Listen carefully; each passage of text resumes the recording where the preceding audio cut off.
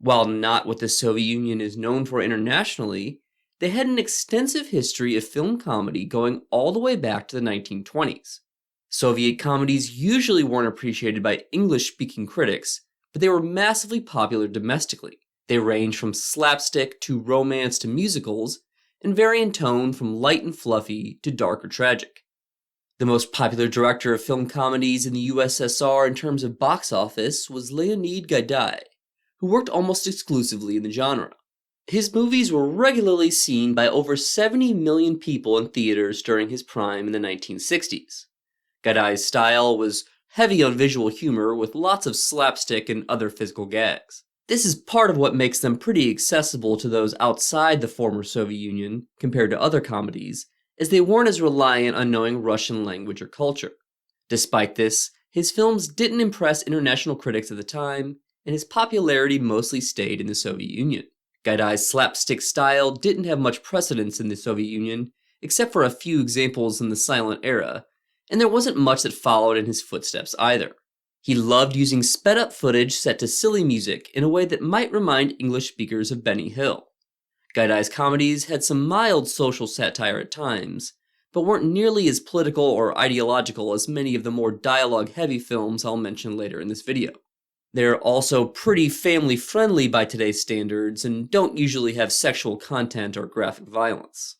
The decorated World War II veteran started directing films in the mid-1950s, but his commercial success started in the early 60s, with the 10-minute short Dog Barbos An Unusual Cross.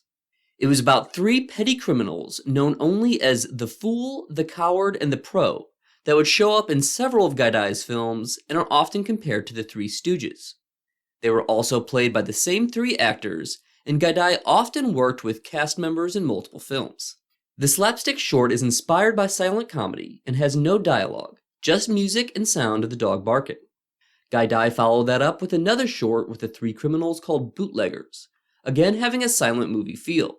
It's dialogue-free, but this time the three sing a song.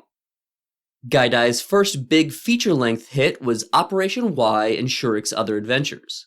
It's a three-part anthology film, but all have the same main character, a nerdy student with glasses that resembles the director. This is the first of a trilogy starring the goofy but endearing Shurik, who became an iconic and beloved character in the USSR. In the first section, a drunk is sentenced to community service at a construction site where Shurik works, and they end up in a fast-motion chase with silly music. The second segment is about Shurik studying for an upcoming exam, and then reading a girl's notes over her shoulder in a streetcar. They are so wrapped up in studying that they don't notice each other, and Shurik follows her home, with her thinking he is her friend the entire time. The third segment ends with an elaborate battle of Shurik against the three criminals with swords and musical instruments. Next, he made Kidnapping Caucasian Style, or as the more literal title would be translated, Prisoner of the Caucasus, which is a reference to a Pushkin poem.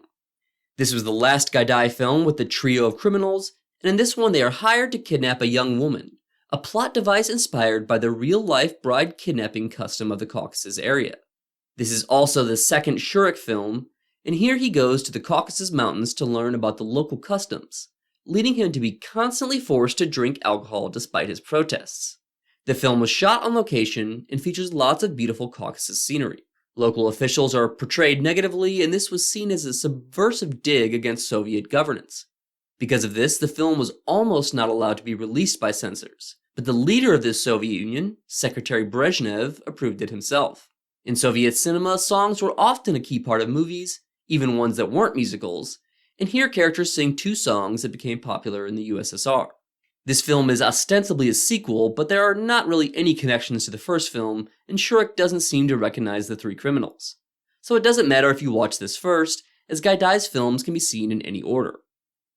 In 1969, Gaidai made his first film in widescreen, The Diamond Arm, a crime movie about jewel smugglers. It stars Yuri Nikulin, who is one of the three criminals, but he's not a criminal this time, just a hapless man who unwittingly gets involved with the smugglers when they hide the jewels in a cast on his arm. It also stars Andrei Mironov as one of the smugglers, who appears in multiple movies mentioned later in this video. Again, Gaidai includes multiple fun little songs sung by the characters. It's technically divided into parts like Operation Y, but this is just a gag as the second part comes at the very end and only lasts a few minutes. Next, he made The 12 Chairs, based on a 1928 novel and one of his many literary adaptations. The Russian novel had actually been adapted into film the previous year by Mel Brooks. Again, the plot is about the search for hidden jewels, this time concealed in a chair. This was by far his longest comedy at almost 2 hours and 40 minutes. Gaidai then directed Ivan Vasilievich, the first major Soviet sci-fi comedy. It was based on a Bulgakov play written in the 1930s, where people time traveled back to the 1500s to meet Ivan the Terrible. This was the final Shurik film, and obviously his addition was a change from the source material. Shurik interacts with Ivan the Terrible in the modern day, while Ivan's doppelganger and a thief get into misadventures in the past. The film has plenty of sped-up chases, multiple songs, and a couple fourth wall breaks. In 1975, he made another anthology film based on literature called It Can't Be. In this era, Gaidai's career started to decline, and though he continued to make films into the early 90s, he never regained the success of his prime.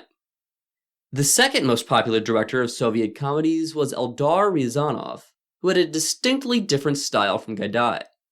Ryazanov's films were more serious and dramatic, with more of a focus on romance. He directed musicals, but also sadder or more poignant comedies, often referred to as lyrical. Ryazanov gently satirized daily life in the USSR, and often made fun of bureaucrats. He directed significant hits in the 50s, 60s, 70s, and 80s, with several of them ending up the highest grossing of the year in the Soviet Union. His debut feature was Carnival Night, a smash hit musical that sold the most tickets of any Soviet film in 1956. The storyline is about young people preparing for a New Year's event, while their stuffy, humorless new boss, who is the butt of jokes throughout the film, wants to feature scientific lectures in place of the singing and dancing they have planned. He wants dancers to dress modestly, and for all jokes to be removed. The mockery of an older character and the focus on younger ones fits in with the Soviet culture's post-Stalin emphasis on youth. Carnival Night's razor-thin plot is really just an excuse to have a series of musical numbers and gags. The satire is quite gentle, as the antagonist's colleague is on the side of the young people, so the problem isn't implied to be systemic. 6 years later, Ryazanov directed Hussar Ballad, another musical, but this time set in the Napoleonic Wars, and made for the 150th anniversary of the Battle of Borodino. Famous Russian military leader Field Marshal Kutuzov appears in a small role, and he was played by a comedic actor, which caused a bit of concern among government officials. Very loosely inspired by a true story, the film is about a teen girl who dresses as a man to join the fight, and verbally spars with an arrogant cavalryman that doesn't realize her gender or that she's actually his fiancée. The cavalryman is one of the earliest comedic roles for Yuri Yakovlev, who played the title role in Ivan Vasilievich. In 1966, Ryazanov released Beware of the Car, about an unassuming insurance salesman that steals cars from corrupt officials and sells them for money to give to orphanages. Beware of the Car is a crime movie that parodies film noir and detective stories, and unlike Carnival Night and Hussar Ballad, was shot in black and white with some of the high-contrast lighting that film noir was known for. It also contains meta-narration from Yuri Yakovlev that explicitly references the thriller genre and detective stories. For example, he even comments on a chase scene as being essential to the genre. In this film, we start to see more of the style Ryazanov would be known for, with a plot that contains some dramatic elements, and more of an emphasis on social satire, and mocking bureaucracy. Unusually for a Soviet comedy, this gained attention abroad and won awards at film festivals outside the Eastern Bloc. In the 1970s, he made Unbelievable Adventures of Italians in Russia, which was co-directed with an Italian filmmaker. It was also produced by the legendary Dino De Laurentiis, and most of the cast is Italian, but we do see some Russian actors like Andrei Mironov. The plot is about the search for jewels hidden in Leningrad by an aristocrat during the revolution, who lets the secret out on her deathbed. This is one of Ryazanov's sillier films, more like a Gaidai slapstick than one of his usual movies. There are lots of audacious stunts, like landing a plane on a highway and jumping across a drawbridge as it's being raised. The film is reminiscent of the hit 60s American comedy It's a Mad, Mad, Mad, Mad World, with the Italian title actually translating to One Crazy, Crazy, Crazy Race in Russia. Ryazanov was reaching the height of his popularity in the 70s, just as Gaidai's career was declining. One of his most well-received films is Irony of Fate, which was made for TV, but was so popular it was released in theaters. It's in 2 parts with a total runtime of over 3 hours, set on New Year's, and often broadcast on the holiday in former Soviet countries. Irony of Fate pokes fun at the uniformity of Russian cities and architecture, as the main character gets drunk, accidentally flies to the wrong city, but doesn't realize it as all the street names and apartment complexes are identical. There are of course multiple songs performed, and Yuri Yakovlev appears in a supporting role. 2 years later came Office Romance, where the main actor from Irony of Fate plays a divorced father who works in a statistics bureau. Lead actress Elisa Freindlich, who is in Tarkovsky's Stalker 2 years later, plays his frumpy, cold-hearted boss. Influenced by screwball comedies, the film is full of absurd situations, but the story is grounded with an authentically emotional core. It's also an interesting look at what office life was like in the 1970s Soviet Union, and gives us glimpses of the crowded Soviet public transportation. Furthermore, Office Romance plays with gender roles and expectations, as the lead male raises his kids on his own, and the lead female doesn't dress or act in a traditionally feminine way at the beginning of the film. The film is very long at 2 hours and 40 minutes, but stays entertaining throughout. Office Romance was remade in the 21st century, with none other than the current president of Ukraine, Volodymyr Zelensky, in the lead role. Ryazanov's next was The Garage, which all takes place in one location in one night. It's about people fighting for spots in a new parking garage, and based on a real experience that Ryazanov had with Mosfilm employees.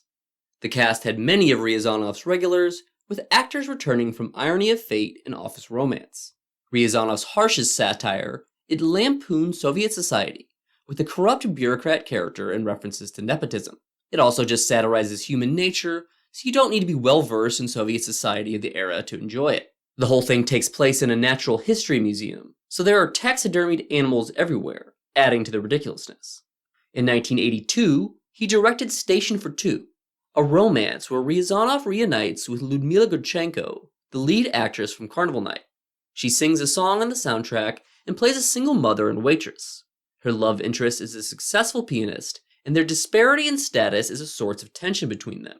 Station for Two satirizes aspects of Soviet society like the justice system, as the male lead is awaiting trial for a crime he didn't commit after taking the blame for his wife. The negative parts of Soviet society aren't shied away from, with a character that is a black market cantaloupe dealer and references to inefficiency and shortages. Station for Two was the top grosser that year at the Soviet box office and even competed at Cannes. Another major director of Soviet comedies in the 60s, 70s, and 80s was Georgiy Daneliya, who was born in Georgia to a filmmaking family. Like Ryazanov, he satirized Soviet life, but in a gentle way with lyrical comedies. His first comedy came in 1964 with Walking the Streets of Moscow. As the title suggests, it's about young people wandering around Moscow and getting into silly hijinks over the course of a single day. Inspired by the French New Wave, the lyrical comedy has a meandering plot that lacks a clear through line, which led the Artistic Council to force the addition of a more overtly meaningful scene. The lighthearted film shows young people as idealistic and happy and has little political content, but does have references to Russian history and culture. For the beloved 1971 film Gentlemen of Fortune, Daneliya wrote the script but didn't direct. The director was Alexander Seri, who had spent time in prison not long before filming. His experience came in handy given the storyline. Beloved comedic actor and the voice of Soviet Winnie the Pooh, Yevgeny Leonov, plays 2 roles, one as a criminal and one a kindergarten principal that happens to look exactly like him and gets recruited to impersonate him in prison. Gentlemen of Fortune was seen by 65 million people, making it the most watched Soviet film of the year.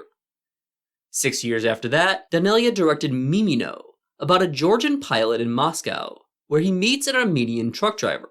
It was shot on location in Moscow and Georgia, as we see the pilot's life before he relocates to the capital. Mimino was one of few comedies that won the top prize at the Moscow International Film Festival. His next film was Autumn Marathon, which is called a comedy in some sources, but to me felt like more of a straightforward drama about marital infidelity. Regardless, it's a very well-made film that won awards at international film festivals. In 1986, Daneliya made Kinzaza, a sci-fi movie about an alien planet with a society divided into 2 groups, and strict rules about deference and hierarchy. The planet has been reduced to a barter economy, and the search for profit has turned seas into deserts. Yakovlev and Leonov both appear as inhabitants of the planet. Director Yuri Chulyukin also made some successful comedies in the late 50s and 60s, most notably Girls, a romance between two very different people. Set in a logging camp in Siberia, it features the classic romantic comedy trope of a man making a bet that he can woo a woman. Another 60s comedy is Welcome or No Trespassing, the debut from director Elem Klimov, who was much more recognized for his dramas like the war film Come and See, one of the most depressing movies ever made. This much more upbeat film is a satire of Russian society, told through a summer camp with arbitrary rules and pompous, stubborn authority figures. Welcome or No Trespassing contains multiple fantasy sequences, which contradicted the tenets of socialist realism, and along with its societal critique, almost stopped it from being released. Luckily, Nikita Khrushchev was a fan and personally made sure the film was released not long before he was deposed as the leader of the Soviet Union. Soviet comedy goes all the way back to the 1920s, with the earliest feature coming from Lev Kuleshov, a director and theorist known for the famous editing effect named after him. In 1924, he made The Extraordinary Adventures of Mr. West in the Land of the Bolsheviks, an absurd satire of American views on Russians. The title character is an American named Mr. West who comes to Russia to spread awareness of the YMCA. Mr. West waves an American flag and looks like silent comedy star Harold Lloyd. He also has a cowboy bodyguard with a ridiculous hat, and eventually gets kidnapped by a gang that includes a former aristocrat called the Countess. The Russians in the gang dress up like the over-the-top stereotypes in a magazine Mr. West saw and wield sickles. Mr. West eventually gets rescued by Soviet law enforcement and is given a tour of Moscow sites like the Bolshoi Theater. On the spot, he decides that the stereotypes of Russians were wrong and says he'll hang a picture of Lenin in his office. Two other notable Soviet directors of the era were in the cast, Boris Barnett and Vsevolod Pudovkin, who also co-wrote the screenplay. In the 1930s and 40s, the most watched comedies were musicals, and the most successful director was Grigori Aleksandrov, who made hit musicals starring his wife Lyubov Orlova. He started his career collaborating with Sergei Eisenstein, co-directing multiple films with him. By the time Alexandrov was directing features on his own in 1934, socialist realism had been the government-sanctioned style for 2 years. Despite the name, the style was not actually realistic, but instead intended to present an idealized version of reality. Socialist realism was about producing a socialist reality, not depicting it. Just a few years after Soviet films started using sound came Jolly Fellows, the first big Soviet musical comedy, and the first feature Alexandrov directed without Eisenstein. Like many Soviet musicals of the era, there is a romantic subplot, but it isn't as foregrounded as it might be in a classic American musical. Orlova plays a servant with a natural talent for singing, contrasted with a wealthier woman who thinks she can sing but can't. It's somewhat crudely shot, but has some interesting touches like animation in a few parts, including the opening credits. Classical music is a big part of the film as it represents bourgeois elitism in foreign countries as opposed to the more authentic people's music of the countryside. Jolly Fellows has some slapstick inspired by American silent films, and even opens with a gag where silent comedians like Charlie Chaplin and Buster Keaton are introduced, only for the audience to be informed that they won't be appearing in this movie. His next film was Circus, which has the wildest premise of any movie mentioned in this video. Orlova plays a woman who has to flee a lynch mob in the United States because she's the mother of an interracial baby. She's exploited by a villainous German character who bears more than a passing resemblance to Hitler, who had just taken power 3 years prior. He blackmails her under the assumption that the Soviets will be just as bigoted as the Americans. But by the end, she is accepted in Soviet society, with the clear message that the USSR is much more tolerant than America. Circus is surprisingly lighthearted given the subject matter, and ends with a parade in the streets, with people singing about their love for their country, waving flags, and even carrying a giant image of Stalin. 2 years later, Alexandrov made Volga Volga, which was Stalin's favorite movie. Like Jolly Fellows, it juxtaposes classical and contemporary music, with a plot about two groups of musicians racing down the Volga River to get to a talent competition in Moscow. One group is a classical orchestra, and the other is the town folk who just happen to all be musically gifted. In a possible influence on Carnival Night, there's a humorless bureaucrat character that doesn't want the townsfolk to go to Moscow. The film ends with the cast singing towards the camera, and telling the audience that they need to sweep away all the rubbish, meaning to get rid of the bureaucrats. The film was made during the Great Purge, an era of increased oppression and mass killings by the state, and the crew of Volga Volga was not spared as the cinematographer was executed before the film was released. The film features a ship named Joseph Stalin, which was edited out after his death. Alexandrov's follow-up was Shining Path, where Orlova plays a peasant girl that goes to work at a textile factory and becomes part of the Stakhanovite movement, a real-life group of Soviet workers that try to exceed their quotas and produce as much as possible. Like Jolly Fellows, it uses animation in the opening credits, as well as at the very end. Towards the end, there's a fantasy segment with a flying car, which has a little frame around the edge to let the audience know it's not real. In Springtime from 1947, Orlova plays two very different roles, as a scientist and an actress that happen to look exactly alike, and even uses split screen to show both characters at the same time. Alexandrov was very closely associated with the Stalin era and didn't have much success after his death, with his later films being seen as old-fashioned.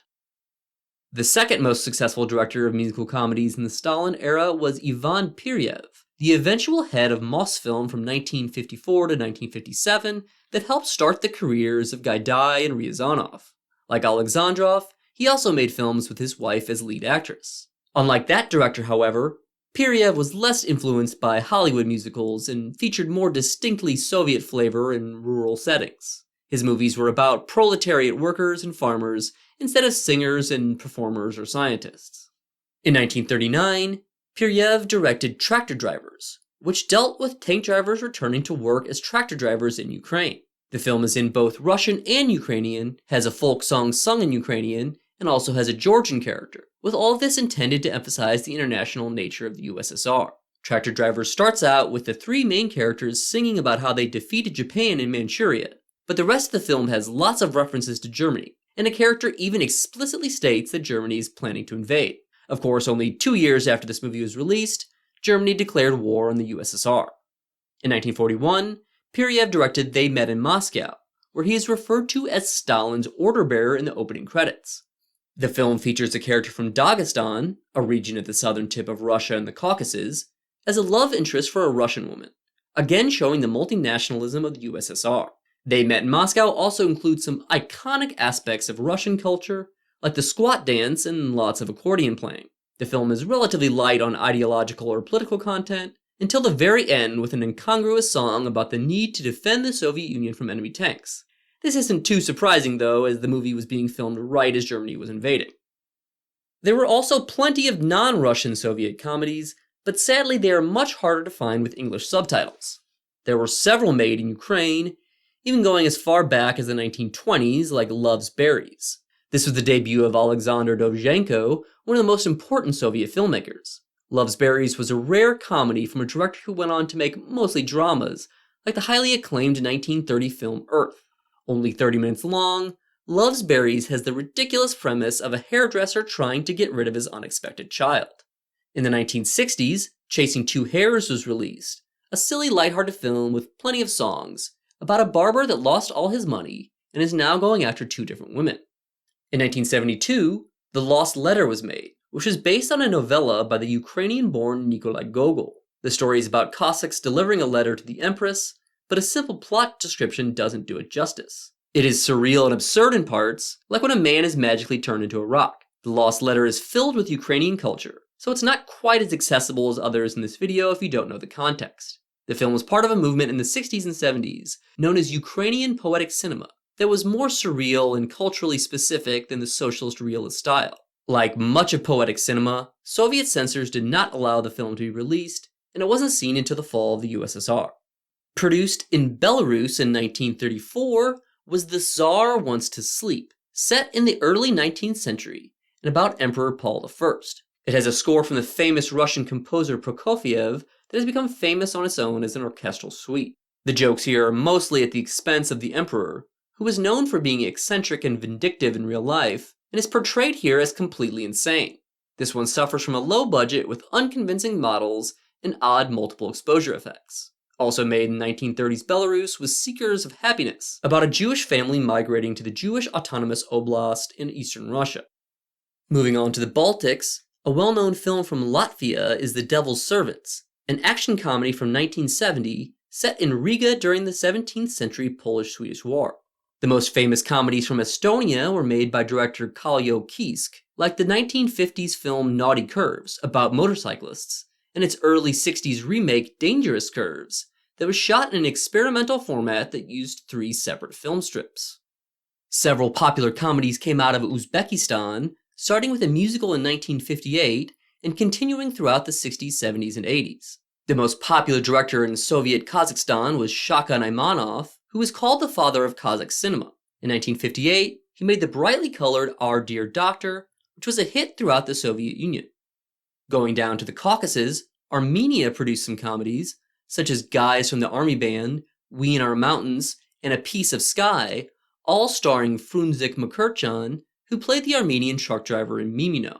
Comedies from Azerbaijan include a romantic musical from the 40s called The Cloth Peddler, and The Scoundrel from the late 80s, which depicts bureaucratic corruption. Some examples of Georgian comedy are the acclaimed 70s and 80s films by director Georgiy Daneliya. Clearly, there have been a plethora of great Soviet comedies in a wide variety of styles and tones, and there's something for every kind of film fan. Luckily, many of these are available in high quality with English subtitles online, so they can continue to be discovered for generations to come. That's all for this video. Thanks for watching, and please don't forget to subscribe. If there are any other topics you'd like to see me do a video on, let me know in the comments.